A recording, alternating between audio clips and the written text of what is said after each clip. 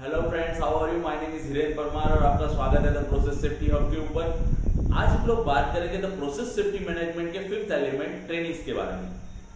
आज हम लोग जानते हैं कि ट्रेनिंग्स के बारे में उषा क्या कहता है।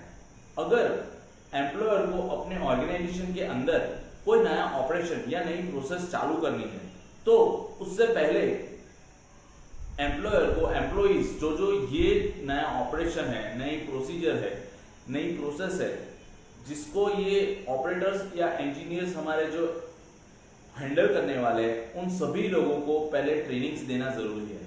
ट्रेनिंग्स के अंदर क्या क्या आना चाहिए?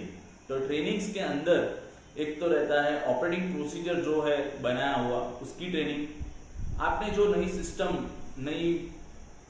और नए सिस्टम जो डिजाइन की है उसके लिए क्या क्या सेफ्टी इंटरलॉक्स आपने डिजाइन किए हुए हैं, वो सभी की इंटरलॉक्स की डिटेल, वो सभी कुछ की डिटेल ट्रेनिंग होनी चाहिए। और इस सभी के बारे में जो भी ऑपरेटर, जो भी इंजीनियर उस प्रोसेस को हैंडल करने वाला है, उसको इसके बारे में अवेयरनेस होनी चाहिए।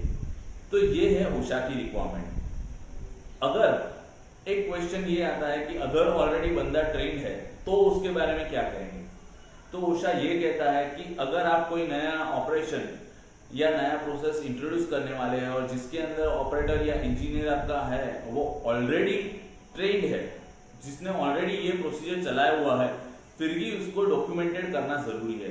तो आपको उसका कंसेंट लेके उसको डॉक्यूमेंट करके सर्टिफाई करना पड़ेगा कि ये ऑपरेटर, ये इंजीनियर पर्टिकुलर प्रोसेस के अंदर ऑलरेडी ट्रेंड है। तो ये पर्टिकुलर रिक्वायरमेंट है उषा की। डॉक्यूमेंटेशन के बारे में बात करें तो ट्रेनिंग्स लेने के बाद में आपको हर एक ट्रेनिंग को डॉक्यूमेंट करना है और डॉक्यूमेंट करने के बाद में उसको आपके पास में एज ए लीगल डॉक्यूमेंट आपको रखना है। और हम लोग दूसरी बात करें कि रिफ्रेशर ट्रेनिंग, तो रिफ्रेशर ट्रेनिंग कब देनी है? तो रिफ्रेशर ट्रेनिंग के बारे में उषा ये कहता है कि आपको मिनिमम 3 साल के अंदर रिफ्रेशर ट्रेनिंग देनी जरूरी है। क्योंकि हर एक बार अगर आपकी 3 साल के अंदर मिनिमम आपको रिफ्रेशर ट्रेनिंग देने की जरूरत क्यों है?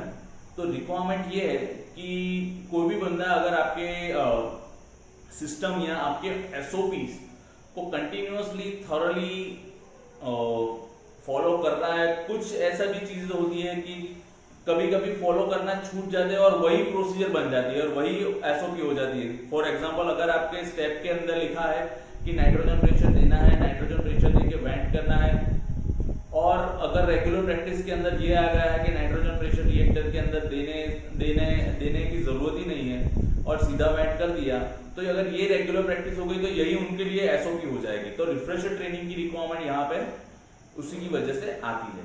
तो हमको रिफ्रेशर ट्रेनिंग मिनिमम 3 साल के अंदर देनी है। और एक रिक्वायरमेंट ऐसी है कि अगर आपकी प्रोसेस के अंदर कोई मॉडिफिकेशन या चेंजेस हो रहे हैं तो आपको 3 साल तक वेट करने की जरूरत नहीं है। आप जिस टाइम पे आपको चेंजेस आए उसी टाइम पे आपको ऑपरेटिंग प्रोसीजर या आपके सिस्टम की रिवाइज ट्रेनिंग आपको अरेंज करनी है और आपके हर एक ऑपरेटर इंजीनियर को प्रोवाइड करनी है। उषा की रिक्वायरमेंट मिनिमम 3 साल के अंदर रिफ्रेशर ट्रेनिंग की है, बट आप चाहे तो मिनिमम 1 साल या 2 साल के अंदर भी आप रिफ्रेशर ट्रेनिंग करवा सकते हैं। ट्रेनिंग्स के बारे में अगर एक और चीज ऐड की जाए कि अगर आपके ऑर्गेनाइजेशन के अंदर कोई नया ऑपरेटर या कोई नया इंजीनियर ज्वाइन हो रहा है तो उसको ट्रेनिंग कब देनी है?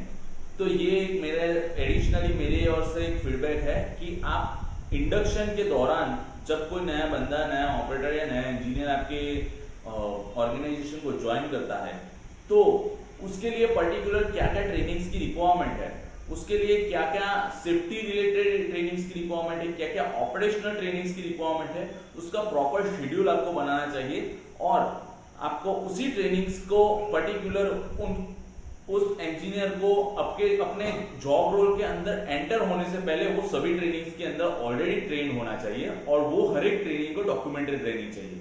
तो हम लोग ऐसा करके एक तो हैजार्ड कम कर रहे हैं और दूसरा अगर कोई नया बंदा, नया ऑपरेटर है या नया इंजीनियर है तो उसके लिए भी एक ये बेनिफिशियल रहेगा कि उसको वो पर्टिकुलर ऑपरेशन या प्रोसेस चलाने में कोई दिक्कत नहीं आएगी और हर एक उसको सेफ्टी का भी पता है कि कौन कौन सी अगर इमरजेंसी सिचुएशन आई तो उसको कैसे हैंडल करना है, हम लोग ये भी इंश्योर कर सकते हैं। तो हमारा जो ओवरऑल गोल है कि हमारा प्लांट ऑपरेशन सेफ चलना चाहिए, वो इनिशियल लेवल पे ही कंप्लीट हो जाएगा।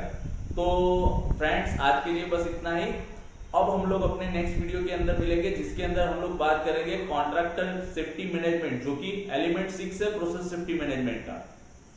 तो आज के लिए बस इतना ही। Thank you. और आपको अगर मेरे वीडियोस अच्छे लगते हैं तो लाइक, शेयर और सब्सक्राइब करना मत भूलिएगा। Thank you so much.